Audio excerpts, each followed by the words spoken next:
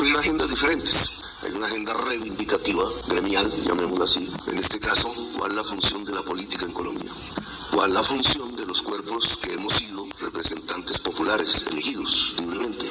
Casi fue mi primera actividad, muy joven, 20 años, 21 años, porque no se podía 20, en Zipaquirá. No pude cumplir mucho mi función porque allí me sacaron preso. Después fui congresista 20 años, no es lo mismo, estamos en ramas diferentes del poder público. El concejal está en el poder ejecutivo.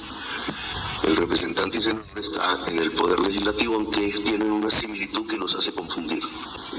Y por eso sé que hay esas dos agendas. Yo quisiera un poco meterme en la agenda política y desde ahí incluso mirar la gremial un poco, porque creo que adquiere más claridad si se hace así que al revés. Y en esto de la agenda política hay una serie de temas a discutir. Ustedes han traído la seguridad en general, porque lo que vive una persona con representación política en un territorio determinado está determinado por lo que pasa en el territorio. Es una manera más clara de entender las cosas y de tratar de solucionarlas, con la dificultad que eso tiene. En Colombia hoy estamos viviendo una especie de cambio de fase en la historia. Y si uno está enfasado, entonces pone los puntos donde toca y se mete en una ola de la población misma que lo proyecta. Una especie de viento, uno puede estar dentro del viento, una especie de corriente, uno puede estar dentro de la corriente y va impulsado o lo contrario. Entonces, analizar en qué sociedad y en qué momento estamos me parece fundamental. Reflexión que no es en solitario, obviamente también es colectiva, etc. Pero en mi opinión nosotros estamos cambiando de fase. Una fase de la historia que pasa, que aún conserva cosas del pasado y otra nueva. Y ahí es donde nos tenemos que ubicar.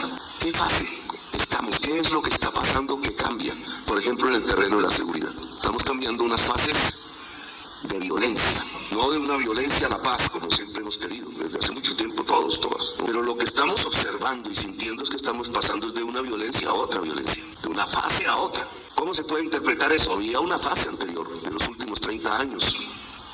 Una violencia más bien construida alrededor de un cambio político en Colombia. Insurgencia versus los que no querían el cambio político. Detentores del Estado contra insurgencia, más o menos. Se podría definir así. Duró 30, 40 años. Que tiene otro eco allá en la raíz histórica que ya muchos de nosotros no vivimos. Que es otra fase de la violencia anterior. La de liberales versus conservadores. También una violencia política. En muchas regiones de Colombia las relaciones familiares, barriales, comunales, etcétera, políticas, pasaron por esas fases y fueron dejando una marca que hay que reconocer y de la que no hay que dejarse encadenar, en mi opinión. Cada uno de ustedes vive o ha aprendido esa historia en sus municipios. Ahora se abandona la última fase que vivimos, quizás el acuerdo de paz con las FARC, quizás el cambio del mundo, quizás el cambio de los pensamientos, etcétera, y hoy estamos en otra. Esa otra tiene que ver con las economías ilícitas. ¿De qué manera Colombia hace unos 50 años empezó a agarrarse de unas economías ilícitas y en muchas regiones se convirtieron en el sustituto real y en la manera de vivir real para poder sobrevivir porque no había otra? Pues me parece que es un tema a analizar dentro de nuestros territorios. Porque lo que allí se colige es que si queremos salir de la violencia, otra vez tratando de pasar de la violencia a la paz, como una obsesión colombiana, entonces tenemos que ver cómo se superan las economías ilícitas en cada territorio.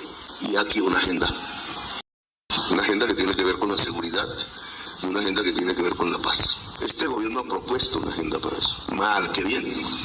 Todavía muy desterritorializada, discúlpenme la palabra. Todavía con una visión nacional, que es un poco lo que heredamos como política nacional antidrogas, como política nacional de seguridad. Resulta que cada vez estoy más convencido que para que sea eficaz tiene que territorializarse. ¿Cómo en una región se puede transitar de una economía ilícita a una lícita? Problema, eso es una agenda política.